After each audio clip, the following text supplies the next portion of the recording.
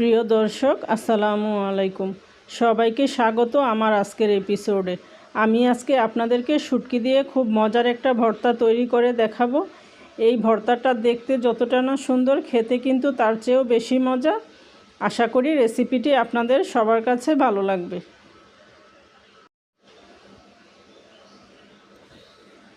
এখানে একটা প্যানে আমি দিয়ে দিচ্ছি 3 টেবিল চামচ সয়াবিন তেল।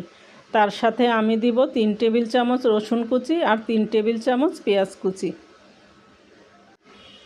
এখন এগুলোকে নেড়েচেড়ে আমি হালকা বাদামি হয়ে যাওয়া পর্যন্ত ভেজে নিব। চুলার আঁচটা মিডিয়ামে রেখে আমি 3-4 মিনিট সময় নিয়ে পেঁয়াজগুলোকে ভেজে নিয়েছি। এখন এর মধ্যে আমি দিয়ে দিব শুটকি। আমি এখানে 2টা বাঁশপাতা শুটকি দিয়েছি, আপনারা যে কোনো শুটকি দিয়ে এটা তৈরি করতে পারেন। এখন শুটকিগুলোকে আমি নেড়েচেড়ে পেঁয়াজের সাথে ভালো করে মিশিয়ে নিব।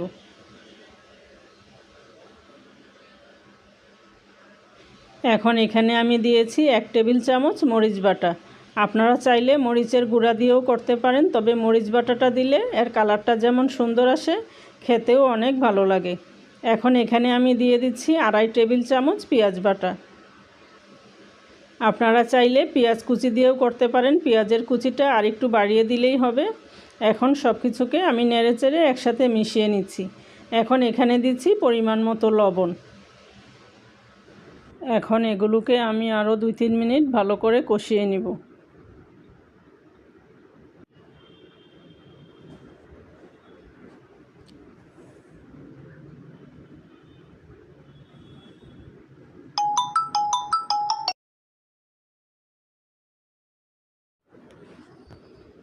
আমার তৈরি করা হয়ে গিয়েছে, এখন আমি আপনাদেরকে পরিবেশন করে দেখিয়ে দিচ্ছি। একঘেয়েমি মাংস খেতে খেতে যারা বোর হয়ে গেছেন, তারা চাইলে এই রেসিপিটা ট্রাই করতে পারেন। আপনাদের মুখের রুচি ফিরে আসবে। আশা করি রেসিপিটি আপনাদের সবার ভালো লেগেছে। সবাই ভালো থাকবেন। আল্লাহ হাফেজ।